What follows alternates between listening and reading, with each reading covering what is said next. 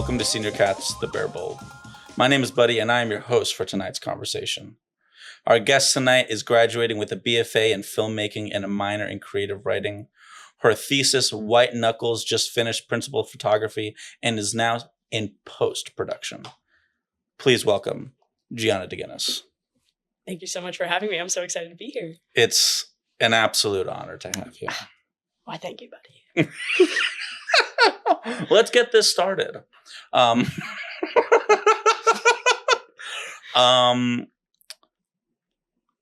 Let's start with, and I know this is going to be a deep topic, but It's fine. How important is it to make bad movies? Oh, that is a great question. And I think it's a great start. It's super important to make bad movies. And everything I've learned hold on. Not everything I've learned. I had a lot of really good mentors among the film alumni that have taught me the right thing to do in a lot of situations. But the bulk of the really hard lessons were learned from making bad movies and making mistakes in productions. And then it gets the message across that I'm not going to do that again. Or knowing what to do better next time to properly move forward from something. So bad movies are super important. And also, on the topic of the word bad, True, yeah. Honestly, I should have started with that. Bad meaning,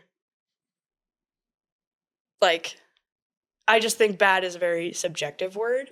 And so bad to you might not be bad to me. So what would you call work that, you're not jumping off the walls to share? Okay.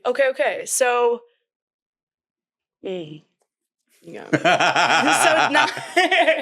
I think that stuff is important to share, and that's actually a huge obstacle that I'm personally trying to get over, because I have very high expectations for the quality that I think my work should be at, and showing friends or family or the people that worked on it, they're all so excited about it. They're like, this is great, but I have a different opinion of where I think it should be before it's ready to be publicly shared.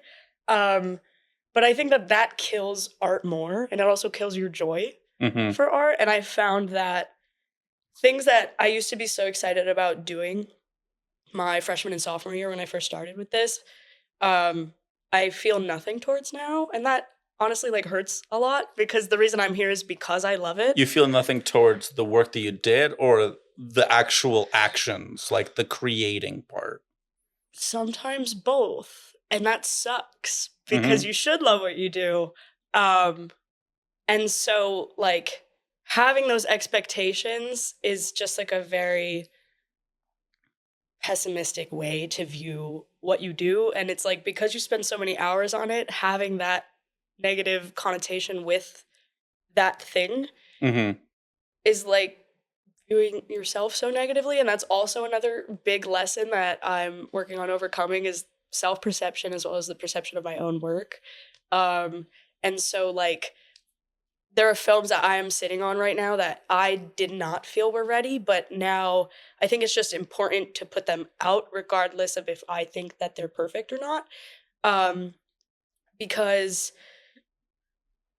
it's what you did in the problem-solving aspect that makes it good. So even if the overall end result isn't what you wanted it to be, the fact that you got through it and got an end result is something that you should be super proud of. And right now, the only things on my YouTube channel are 2 film ones, which are non-dialogue films, 5 minutes or less.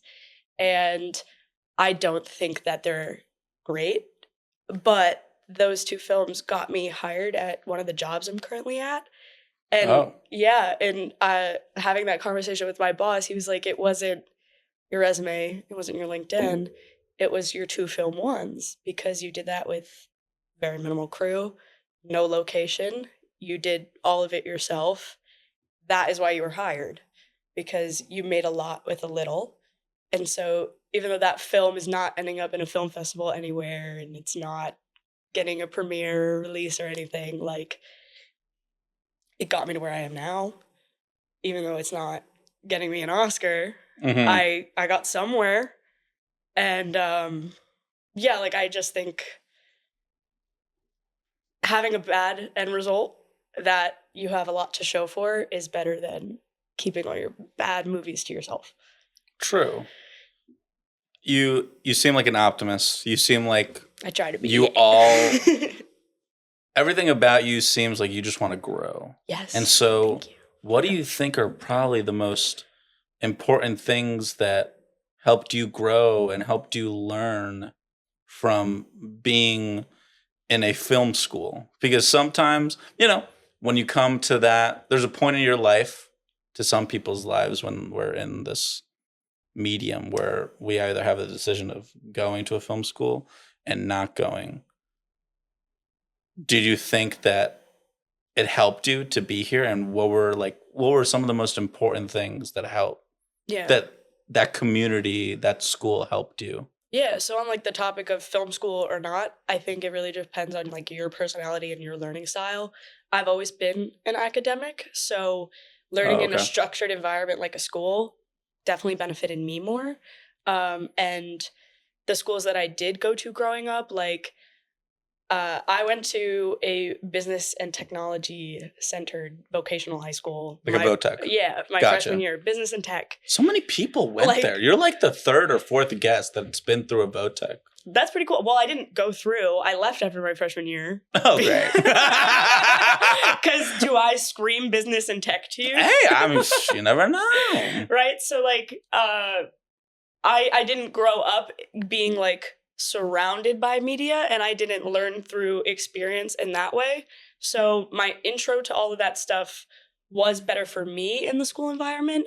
And also the particular film school that we went to, there were a lot of opportunities to be hands-on outside of the classroom. And I think that part definitely helped a lot, because I wasn't taking film classes necessarily my first semester or two, but I was still learning because I was on sets on the weekends, and I met alumni and upperclassmen, and they were my professors. And I say that to anyone I talk to, that those people that I was on set with during those years taught me so much about set etiquette, equipment usage, set safety, and also communication, which are all really important things that I'm sure you had mentioned with like the community aspect of everything. And so definitely like being in those hands-on environments, getting to work with other people, I think is super important, because I'm not saying like you need film school or you don't need film school, but there are times where you can observe a person's behaviors and be able to tell when they've never worked on someone else's set before. And it's, some of it might come from like the portrayal of like what a director is in movies, which is pretty ironic, that like they see stereotypical directors on like TV shows or movies and they're like, oh, I get to do that. But like in reality, that is not how you talk to people. And that is not how you talk to people if you want them to do things for you, especially in unpaid environments and like educational kind of ecosystems like the ones that I had gotten my start in. And so all of that was stuff that wasn't taught in a classroom. So I think that if you're like in an area where there are opportunities to just be getting reps, getting out there, being on sets that aren't necessarily coming from a school, that is just as awesome as being in that school environment. But like I said, I was an academic growing up. Like I always prided myself on grades and things, and that was how I retained information best. So that kind of stuff did help me begin to like understand where to even start or go with the whole film thing. Beautiful. So White Knuckles. Yeah. When did it start? Was it from a script from a while ago? Did it start from, personal experience? Like where did White Knuckles begin? So White Knuckles began in spring of my junior year. I was in the class that was where you wrote your script that you would become your thesis. And I had written down a couple ideas at the beginning, and I thought they would be, they were all comedy. Wrote a couple ideas in the beginning, like my top 3 were comedy, and like they could become something, but I didn't feel particularly connected to any of them at the time. And every week I was submitting that week's assignment about a totally different script that like had not existed yet. They were Sounds just about ideas. right. Sounds about right. And my professor was like, dude, you got to pick one. Like, you got to settle on something. And I really wanted my thesis to mean something to me. I didn't want it to just be a film that I did to get through the assignment and get a grade and get out. I wanted it to be a creative project that I cared about, that I can put my passion for film into. And also, I think I was at a point where film was not fun anymore. And like the school aspect was beginning to crush me. And so I wanted to give myself something to look forward to. And so I was like, okay, it's supposed to be this culmination of everything you've learned here. What can you do to prove that? And I was a huge wrestling fan as a kid. Took a little bit of a hiatus like before COVID or whatever. And then a lot of my friends now all still watch it or started watching again. And it just came to me of like, oh, duh. Like, why would I not write a wrestling movie? There aren't any at the time within that film school's like output. And so like nobody's doing it. I like it. I care about it. And you kind of saw like a pocket for yourself to yes, like get into. 100%. And then also coming from my first 2 years at Montclair State were predominantly spent, I was always a film and television major. However, I spent a lot of time in the sports communication programs and had an internship there and was doing sports broadcasting and social media and all that. And that was where I first touched, professional cameras. That was where I first learned live shoots and that kind of thing. And so I found it to be like this perfect medium of I get to address film, I get to write something I like, I get to put attention on wrestling, which is now re-entering the mainstream. Because when I was a kid, I wasn't watching at the cool time. I was watching at like, I also like started like I was at like 7. I started at like 10. And if you wore a wrestling t-shirt to school at that time, it was like telling people you still believed in Santa Claus. And it was like so taboo and people thought you were really weird. Yeah. And so like now getting to make something cool about the thing I loved as a kid is like super healing. And it's also like, I'm not getting made fun of it for it anymore because I'm an adult and I can like my own stuff. And so that part is really fun too. And then I also get to, like show appreciation toward the sports knowledge. And like growing up an athlete, coming to college and learning a lot of the sports media things, being able to blend all of that together for my thesis just felt like it needed to happen. Yeah. And there's something about, like, I don't really, like, I love sports and I love watching sports, but it was until that I watched The Last Dance that, like, there's so much, I didn't know that there's, like, sports has its own media language. And so you being a part of that and surrounding yourself around that definitely helped try to create some visual sense or, like, some pace around the movie in terms of 100% of White Knuckles, because you kind of it's so hard to describe, but unless you watch it, even like as simple as watching anything in sports, it has its own rhythm. Yes. And then there's the rhythm that comes outside of it with like, well, what did social media post about that game? Oh my God, yeah. And like what did all the Getty images that come out of like a really famous game and stuff like that. And so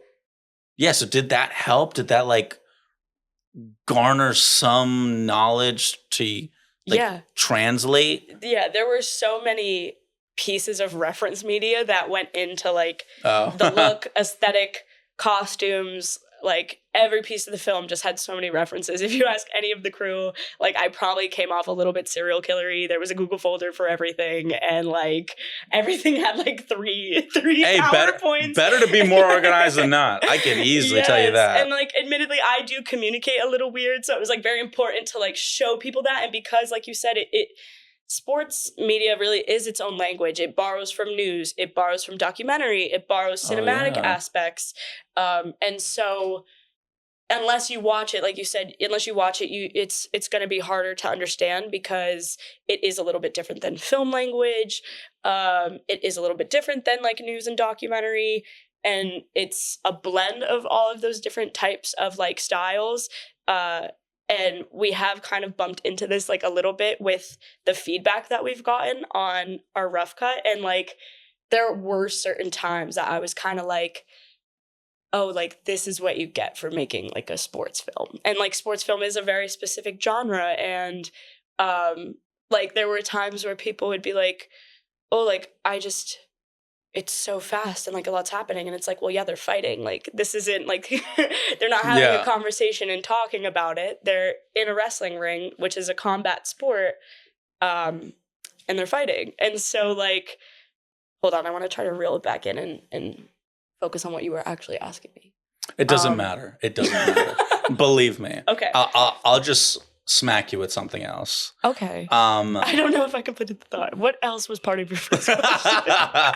It's okay. You just run. Who's and we can. This? I really hope you're making it make sense. It's a dissipation effect that you just keep going until if you talk long enough, people will forget what the point was. Of course. Yeah.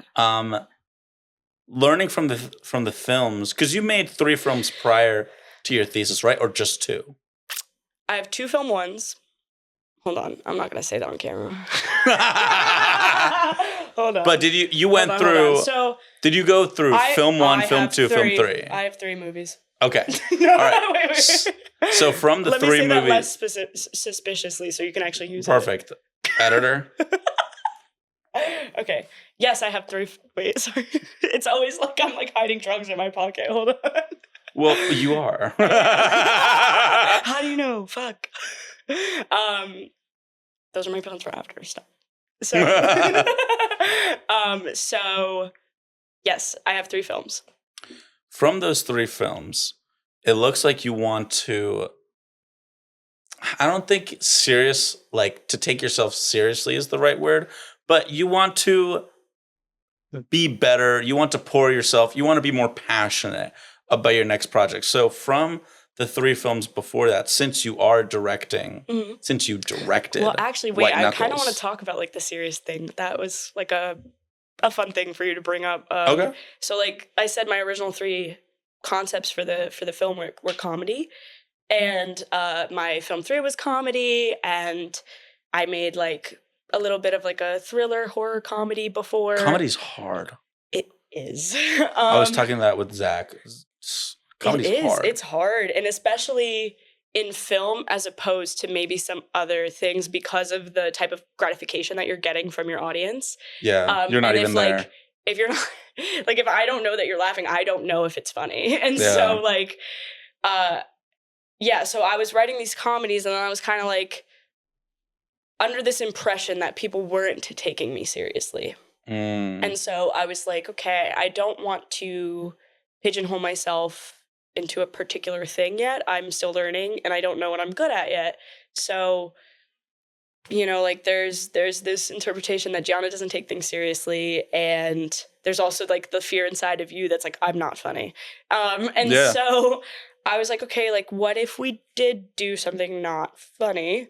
And there are some lines in White Knuckles that are just like snarky or like a little bit of like you know, because that's just how I kind of talk, and so it finds its way into a non-comedic film. But I did want to do something a little bit different than other things I had done in the past, and I just wanted to see if I could do it. And that also is kind of why White Knuckles is what it is, because I'm sure in another universe that I do White Knuckles is a comedy. I do make a wrestling comedy at some point, you know? Maybe, yeah. I don't know. You're going to clip that a few years from now and be like, forward look! a year from now. Yeah. Oh, a year. Oh, clock's ticking. So, yeah, like that definitely went into it a little bit, the seriousness part and wanting to do something different. Yeah, so how did you prepare for you've directed actors in, I guess, comedy before that. So going into this, it's like a completely different world. What did you do to prepare for that? So honestly, like something that has been told to me before in school was that I direct too much when I'm writing.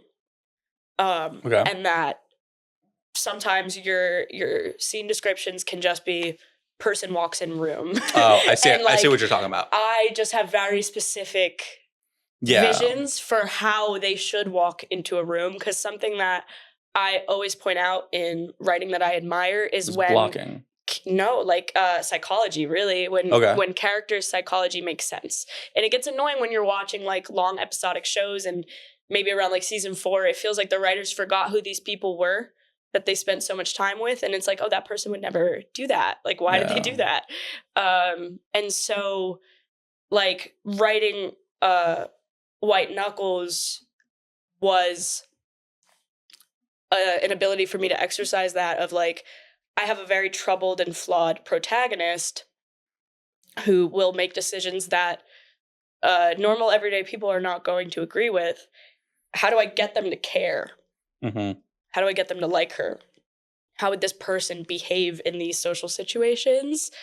And so I definitely enjoyed getting to, like, exercise those muscles when writing it, and the writing part definitely prepared my direction. And, like, in comedy, the last comedy I did there was so much room for improv, and we didn't rehearse that much prior, but it's always very important for me as a director to make sure that the chemistry amongst actors is there. Mm-hmm. And so what translated well to both was getting them to meet, getting them in group chats, getting them to do a Zoom or a FaceTime, and, like, getting acquainted on a personal level as themselves before going into that stage where they would have to connect as their characters. Mm-hmm. So, like, once they're entering on set, it's almost like that awkwardness or that uncomfortability is washed, because absolutely, there's been all this setup and preparation yeah, to not feel awkward or uncomfortable anymore. And for White Knuckles, like, we were doing weekly Zoom rehearsals for the actual dialogue and everything, and then we did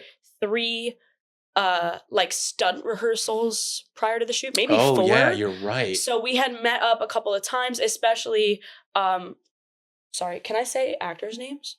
Sure. Okay, cool. Okay, so my lead actress, Samantha Herrera, and her friend in the film. Wait. I'm so sorry. Why am I being, like, awkward about a movie I made? Like, I know these people. I'm, like, legal naming them and everything. Hold on. Yes, it was, we were talking about actor chemistry, and they were meeting, and we did stunt rehearsals in person. Yeah. Okay, Yeah. so they were played by Sam Herrera and Kathleen Guerrero, Kat Guerrero, and so the two of them had met on Zoom, on FaceTime before. I had a little group chat with the 3 of us, and they were just, like, getting acquainted, talking about their lives, what got them into acting and all that. And then when they met for our first stunt rehearsal, it was very natural. They felt like friends already. And both of them had backgrounds and certifications in stunt performance. And so that definitely helped as well. Yes, that was very important going into the casting choices, because of obviously what we're doing is pretty dangerous. And to an extent, like, a lot of it is their stage combat training. And also we did teach them foundations of professional wrestling, as well as some foundations of amateur wrestling, so that you're not watching the movie and you're like, that's they're bad. Just yes. And it's not like you can tell they're pretending. We wanted it to feel like that girl could be a wrestler. Some realism to it. Yeah. And it's also important to not just the physical performance, but as well as the emotional of, this is what this person puts their body through every day. This is this character's idea of fun. This is a sport that they love. And so getting to see them fully dive into that and be there for each other, and something that's very important that I'm sure in stage combat that is equally as important in wrestling, if not more, because of how they're not pretending to hit each other. Yeah. In stage and with cameras, you have that distance where it's like, I can go like this. And if you sell it enough, it looks like I'm hitting you. There are certain moves or spots in wrestling that they are actually getting kicked in the face, or they are actually getting chopped in the chest or elbowed to the side of their head, right? Mm-hmm. Like, there are certain things that there is some physical contact. There's things that there's very minimal, but then it gets exaggerated. And so their chemistry and trust and connection to one another was not just important to performance, but also safety, and then also the integrity and realism of the stunts as well. So all of that was all directing thoughts that also was like producing and safety and also like empathy. Like, I can't let anything bad happen to you. And True. that trust that they had as partners, they yes, they were wrestling in the ring against one another, but their characters are friends in their real lives. So for Sam and Kat to have that same level of connection and trust as Billy and Alani, who they play in the film, was very important to so many aspects of that production. When it comes to like action in film, and action can mean anything. Action can literally mean there are two people on a table, they're drinking whatever. They're picking up a cup and they're just going to touch that bare bowl. And then one of them shoots the other person or hits the other person. Yeah. And then there's like a silence. That to me is action. That any kind of action is, I feel like most action that I'm talking about is action that is like literally causing a physical effect to another subject in the scene. And so one thing that I love doing and that I love seeing is that when there's action, but there's not so much of it, and so we can feel each action and the drama is played out and whatever's being done is being played out. Mm-hmm. With yours, there's so much action in such a little spurt of time. And so how do you balance of us, the audience, feeling everything and still, they're doing so many stunts and everything, but yet the camera's catching like any like grimace and any eye movement, even like a flex of a muscle is like information for the audience. And so what are you doing when there's so much action, so much stunts to guide us, the audience, to whatever you want to portray? So whereas it is a wrestling movie, I would personally regard it more as a drama that takes place in a wrestling world. Mm-hmm. And so you do have that, but there is 100% that contrast between like the scenes where they're just speaking and they are themselves versus when they are their personas in the ring. Mm-hmm. Obviously, they were shot very differently. We had a lot of conversations about what parts are static, what parts are handheld. Mm-hmm. The actors' performances are obviously going to be very different because the way the bad guy in the ring is going to act in the ring is going to be different than how she conducts herself on a regular basis, to an extent, with our protagonist. True. But yeah, and then also that's a huge conversation that we're having now in post with the style of editing that we're going with, the pacing of our scenes, and as well as composition. Because like a glance in post, it takes one glance and like this entire character is now different because of that one glance. Mm-hmm. And so, a lot of like longer pauses in between things that are happening in their real lives versus things that are happening in the ring. The things that are happening in the ring are a lot more theatric, and they're playing for their audience that is physically there. Whereas those more... yeah, you're right. There is a... Yeah, you did shoot like a literal live audience. We did. We had extras. We had a crowd. It was very fun. It made it feel so real. And it was definitely like another exercise in directing as well, to like... versus having like a private conversation with your actor and then addressing like 20 people at one time. Very different styles of communication. But it was definitely a lot of fun, and it definitely helped sell the realism, as we were saying before. So yeah, like with your crowd, it's kind of, I guess, what you want the room to feel like. I guess that was how I did it, of like the room or the atmosphere. Like the extras were there and they really sold the atmosphere. All the people there brought incredible energy. They were all so enthusiastic and very happy to play their parts as these eager wrestling fans. But hold on. Even better, like the crowd in the film teaches non-wrestling fans that are watching the movie how they should feel about things that are happening in the ring. Interesting. And the things that are happening in the ring are supposed to mirror the things that are happening in our protagonist Billy Gold's life. And so it's also hard because we, as the people who made the movie, want the viewer to care about what Billy does. But to the fans in the film, she is their antagonist. To us as film viewers, she's our protagonist. And so the crowd's response within the film teaches the viewer what it's like to be a wrestling fan in that scenario. Yeah. Whereas They're they were almost shown using them like a backdrop, like a symbolistic backdrop for symbolistic her, backdrop, right? I guess, because mass perception of her does really drive her actions in the film. But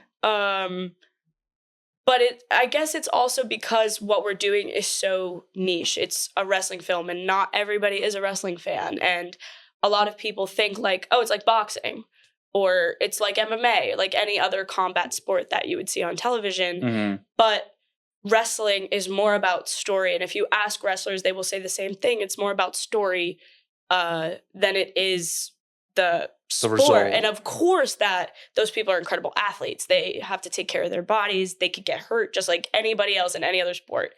But they are selling a performance in conjunction with the athletic aspect, which makes it very similar to filmmaking and storytelling that you and I would do. And so,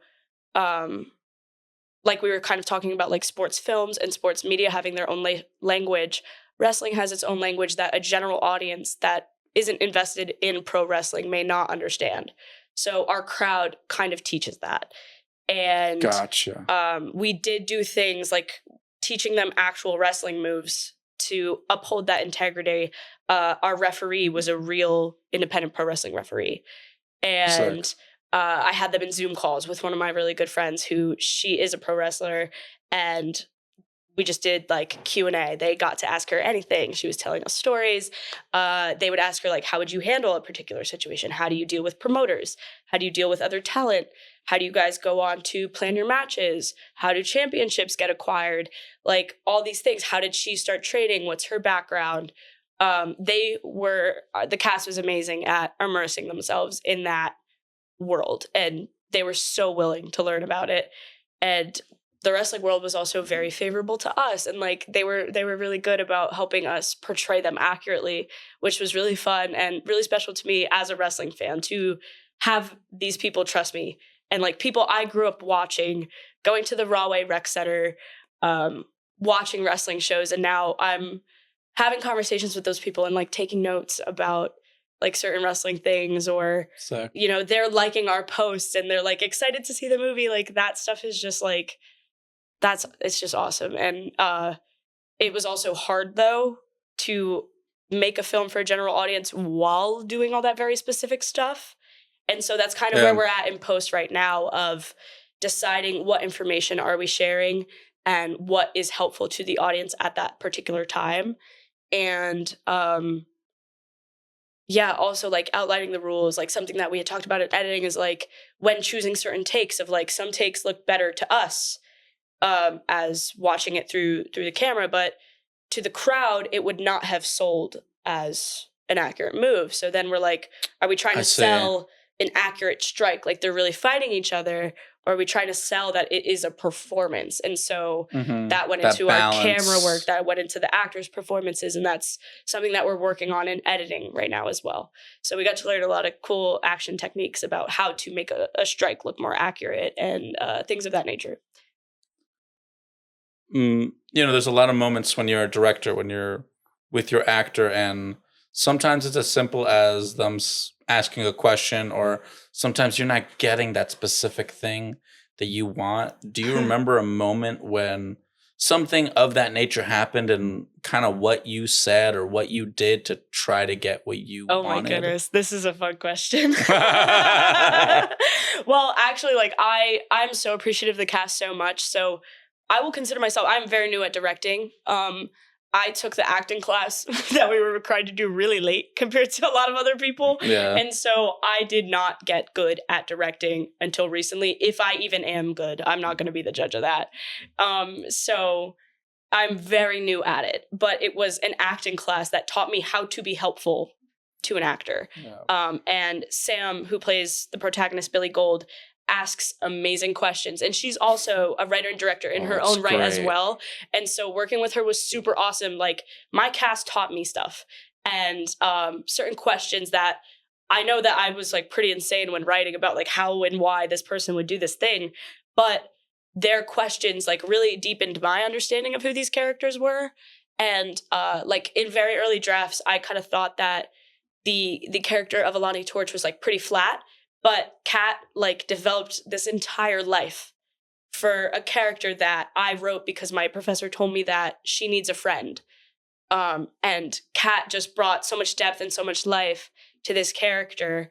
And like the cast being so involved and asking me questions definitely helped me get the performances I wanted, because they asked me things that I did not even think about. And I was like, oh shit, like, that's really good. Do that. Or like, that's a great question. Here's what I think, or I would want to know how they think they would do it first. Cause again, I'm very open to learning, and you can see something about this character that to me exists on this page, but like you're becoming them. So I want to know what you think if you're living this life, you know? And so they definitely showed me a lot of different perspectives of things that I didn't think about. And like playing with the entrance was definitely something pretty cool. Oh, yeah. And like, Alani had this like choreographed thing, and she was so in the crowd, and like she's high-fiving people and giving hugs and posing, and she's so into it. And we tried a couple different things for Billy because she's our bad guy, right? So a heel in pro wrestling that's the term for the bad guy character, the antagonist in a wrestling storyline. And a lot of them have very different personas. Some are very loud, some are cocky, some are quiet. Some they think they're better than everyone, and it's like, I'm not going to touch you. And others, they'll yell back and they'll curse at the crowd and they'll tell off kids or whatever. And so Sam had some fun experimenting with different ways Billy would walk to the ring. And there was a couple takes where she yelled back at them and they were trying to tell her off. And she's like, oh, whatever. And then for one of them, she asked me, she goes, do I have to look at them? And I was like, no. Ooh. I was like, no, you don't. No, you don't. You could go do that. Like, That's fire. I was like, That's fire. I was just like very excited, and like, she's just so cold. She comes through the curtains, and like the camera's right next to her in like a profile, and she's just walking, and then goes past the crowd, and they're all like, boo, yelling, telling her to fuck off. They hate her, and she's just like gets to the ropes, gets to the ring, and is parked in her little corner, and is just waiting for the match to start. Sick. And I think that's so important. Like, yeah. there's something important about just doing a few takes. Yeah. Like, just because it's not only, of course, the actor's also exploring the character, but like when you're watching it, you know, you're thinking about the edit and you're thinking about, well, okay, what is this going to mean for me and the audience later? And so you're also exploring the character and kind of the movie as well with every take and with everything that you're doing. And so especially it's just that's just so important. It's so great to go through that, because doesn't it feel amazing? It does. And no, especially in post, and that's a huge lesson that I'm learning now. Like I do have editing experience.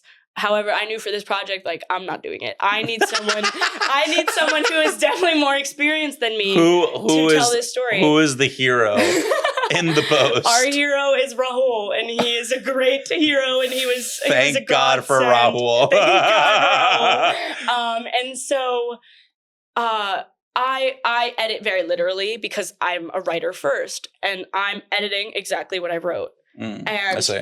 In that situation, there's been times where I end up with an 18-minute film that could actually be 14 because my dialogue is proving the same point. Like, yeah, the joke is different, or the punchline's different, or it does serve a different emotional change in the scene, but overall the beat means the same thing.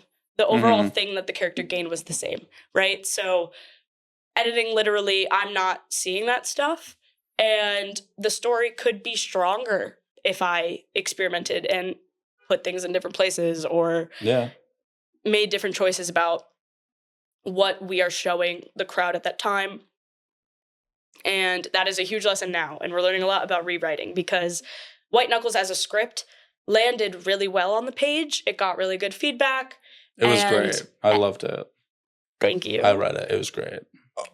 Thank you. Oh my God, stop. That means a lot. I love Con mis dedos, and I'm very excited for your next one. I saw the casting call, dude. I'm excited.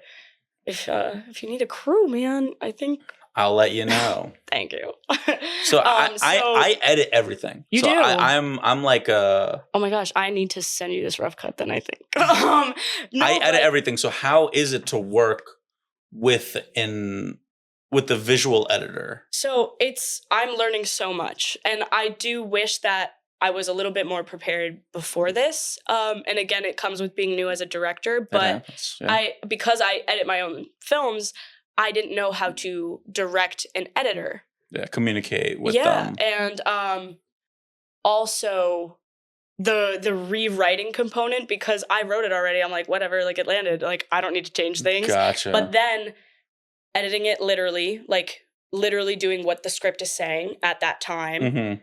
And it's then not hitting what you wanted. Right, playing that in front of an audience, people are like confused. Happens they don't every care. Time. The emotional thing that was there on paper is no longer there in the cut. And so that has been a huge learning experience as well of like, oh, something that was supposed to be our first scene, we're now not showing the audience until later. Or something that wasn't intended to be the first scene is now what we're starting with. And like, we just met like a few days ago, and we were talking about it, and we were trying to reorder. We're kind of going through this like non-linear storytelling kind of thing, which is very fun. I like puzzles. It's very fun. Yeah. It really is just like one big puzzle. It really is. It's like a puzzle, and like having another brain to bounce off of is definitely making it easier, because like there were times where I'd be sitting there and like I'm doing a different assignment, and I'm just like, but how do we solve that problem? Or like, where do we put that phone call scene? Or where does that go?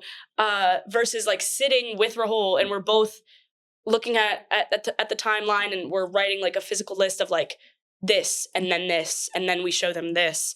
Like having that other brain to solve that puzzle just is really helping like connect the pieces way more than if I were sitting there racking my brain trying to do it myself. When you have, let's say you make another film and you are not going to edit it. Well, you technically are, but like you're going to work with an editor. What is advice you'd give to yourself to that moment? Or give advice to somebody who's not going to edit for themselves the first time and someone else is going to edit. What's the most like important advice that you could give them? Yeah. Because so I would need that. Yeah. I have no idea how I do it. I definitely wish I had that. So 100%, that's a great question. I would definitely first and foremost, like, be familiar with your footage. And I was like being a freak about post timeline. And I was just like, I need to find someone and give them the hard drive right now. And I was just like being super crazy about it. But if I had took more time to watch that footage and be so aware of what was on that hard drive, what takes I would use, instead of just being like, hi, nice to meet you here. Like, I would definitely do that, because now I feel like I sometimes am doing Raul a little bit of a disservice, because it's like, oh, I don't know. And like, and he's the one that's looking through everything. And it's like, if he had a little bit more of an assist on my end, being like, oh, no, I remember seeing this in that clip. Like, we could take that and put that there, right? That would probably serve us both a lot. So I would definitely say be so familiar with your footage so that you and your editor can speak the same language and you're looking at the same thing. I would definitely say you want to be familiar with their work as well, and like their communication style. And that's something I do when I kind of vet for like other positions. Whenever I AD, I try to ask the director, like, how did they respond to certain things best? And like, to see what is everyone's flow, and like and so the chemistry of the crew is important too. And so like I can adapt to how we're doing things, instead of like I'm seeing things one way and you're seeing it another way and we're just not getting anywhere. And so I should have done that more for editing, so that I could see like, oh, what is his style? How does he edit? So that I would be just as familiar. And I'm sure for me, like, we didn't know each other before this, but Boone and Marcus had recommended him to me. And we have mutual friends. And so I'm like, yeah, like everybody's saying he's great. Awesome. You know? And so like he doesn't know my work. I don't know his. And I definitely should have done research to make sure that I understood him. Cause I always say to him, I'm like, oh my God, you're listening to like hours of footage of me talking crazy. And like, I don't know you and you don't know me like that. So like, you might think I'm crazy. Do you? And I'm like always trying to make sure I'm like, are we like, am I making sense or is this just like flapping to you? Like, so definitely like making sure your editor feels understood. I definitely should have asked him way more questions and like been more. And you kind of just plopped. I know. I did do that. Happens. And I feel terrible, but I think he likes me. with that decision, because to give someone that position to be the editor, of course you're still the director. Yeah. But to allow someone to edit all your footage and you've been the editor before, I've been seeing some connection to all the directors that have come here. And like one big thing is when you're director, the big thing that I'm seeing that people are learning is to like lose control, to allow other people to help them. And so was there another instance where like you were able to like allow this to be lifted by you literally giving it to someone and it worked out better that you gave it to somebody else? I think it's a little different because I fully knew going into it that I am not the guy to edit it. Like, I'm not the person for this job. So from the very beginning, you knew? I did. I knew I wanted somebody else. And, like, I love it. And, like, I've even had that conversation with him of, like, I know that I have a very specific vision for things. And sometimes that is off-putting to people. But that does not mean that I don't want to know what you think. I love the collaborative aspect. And especially, like, I get stuck creatively a lot, especially in the post stages of what I make. Because I was so in it that I can't see it. And like, that's something that they teach you in film school is like, you have to think like, don't pay attention to what's outside the frame. Don't pay attention to what went wrong on set that day. Don't pay attention to, oh, I didn't get this. You're looking at the frame right now. How can you use that in the cut? And, but just, I knew that like this story was a lot of information. There's a lot of information in it. And I already knew that like, I made these people up. They are alive in my head, but other people have not met them yet. So I knew that there needed to be someone who wasn't there from the beginning of the writing stage to edit it because completely like impartial. Yeah, because like these people aren't real to them.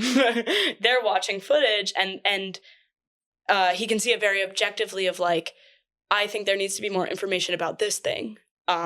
This doesn't come off clearly. Like I like the fresh eyes. I will never say no to fresh eyes.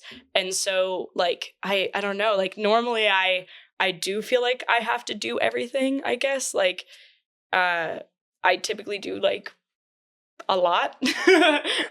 But I knew that it needed to be somebody else. I knew that anybody else who doesn't know what the script said and didn't know what happened on set would be a good fit to edit it. Of course. Yeah. One of the most important things about like this film has to be the costumes. Oh my God, dude. They're so fun. I'm so excited. So what went into and who did you work with to make these costumes? I have not seen them. I think I might have caught a glimpse. Okay. But they probably look amazing. They are so freaking sick. So Natalie Gagan is our costume designer. And first it started out with Mike Groves. And Natalie was makeup artist. So she is both costume designer for both Billy and Alani and was handling wardrobe for the other cast as well. And then was specifically the makeup artist for Billy Gold. So it was awesome to have Mike's input and learning about, like, he has friends that are wrestling fans too, and like he goes to shows and watches it, so like he understood the language of what these people would wear. And he was also like, him and Natalie both were super attuned to the shoe needs to be safe, the tops need to be secure. We're not going to be revealing so much because what they're doing is already pretty vulnerable. And so like they were all so awesome in like the safety, comfort, and athletic components of it. Like, it wasn't like, oh, we're wearing something totally random that wasn't meant for athletics in an athletic environment. They made those 3 a priority, and from them, Yes. they attacked the fashion of whatever that was. And that part was very fun too. Like, I had references in mind for what I thought these people would wear. And then, like, Natalie just amplified what I could have pictured or done myself. So, like, Billy's costume had feedback from, like, they both had feedback or inspiration from real professional wrestlers and those women's gear, as well as, like, the personalities went into the costumes as well. They were intended to reflect who that person is supposed to be. And then Kat, who plays Alani, also had some feedback in her costume, and, like, the inspo she was taking from the pro wrestler, she was taking a lot of inspo from the pro wrestler Bailey in her character's personality. And so she was like, oh, like, I would really like something with, like, tassels or, like, a wrist or armband, because that's what Bailey wears. Sick. And so I was like, oh, like, this is actually who Bailey's inspo came from. And, like, he wears things like this. So we could kind of, like, combine those and do it that way. So, like, she had some feedback in her costume. And, like, obviously we asked the cast of, like, is there anything that you're uncomfortable wearing, or what don't you want exposed? Like, we had these conversations with them, and they were in the development stages of what their wrestlers would wear also. But the pieces are composed of, like, dance wear. So it was safe. It was there was good coverage.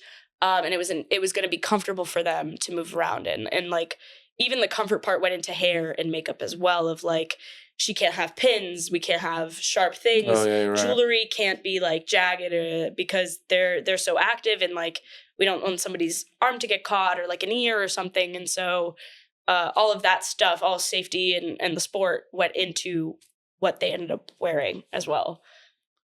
So before you leave, I want to get what are the people that you admired that influenced?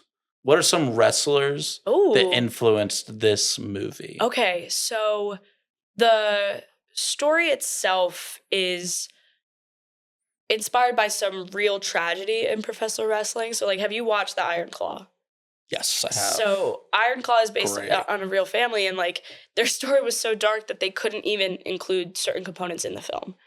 Really? So, like, there's more? There's a whole docuseries called Dark Side of the Ring that touches into stories like that, like, these really happened to people. These were real people, real families. And, like, it's like, I can't even watch that show sometimes because it's so dark. That's insane. Yeah, so the inspiration for the Gold family, that is our wrestling dynasty in the White Knuckles world, is inspired by the tragedy of Chris Benoit with his murder-suicide, and as well as the familial dynamic with the Flair family, Ric Flair and his 2 children, or he has more than that, but his 2 children that became wrestlers. And in the Benoit situation, it was this guy, height of his career, sends a really ambiguous text to his best friend saying the dogs are outside or something like that. And him and his wife were discovered not alive. And it's largely connected. His brain condition was largely connected to CTE. And in Ric Flair's case, it was just this guy. He's not a persona. He thinks that's who he is. Prioritizing that level of, like, fame and that playboy personality over family. And his 2 children that became wrestlers, Reed and Charlotte. Reed was supposed to be the next big thing in the world of professional wrestling, and had overdosed. And Charlotte she was a gymnast growing up, like, wasn't really in the wrestling world, but of course always supported her brother. Upon his passing, she took it upon herself to become a wrestler and be able to accomplish those dreams that were originally his. And everything she does, every championship she wins, she says that she does it for Reed. And so those family dynamics, as well as some experiences that I had gone through in my own life, all of those 3 things together make White Knuckles. Well, I can't wait to watch it. I'm almost sure everyone is on the edge of their seat to watch it. I really hope so. I'm very excited to share it too. We have such a talented crew, such a talented cast, and to be able to write something that was so personal to me and have other people care about it was really special to me. And I promise the film is coming out, you guys. Like, I promise you're gonna see it. And we're gonna develop that Instagram, and like everybody's getting shown off. Like I could not have done it without that team. And again, just getting people to care about the things I care about was a different level of connection that I've not felt before this film. And so I'm forever grateful for those people and this little project. Well, giannadaginis, I can't wait. It was beautiful to talk to you. Thank you and so I much. hope you have a good rest of your night. It was so beautiful to talk to you as well. Thank you so much for having me. I'm going to touch the bowl. All right. Woo!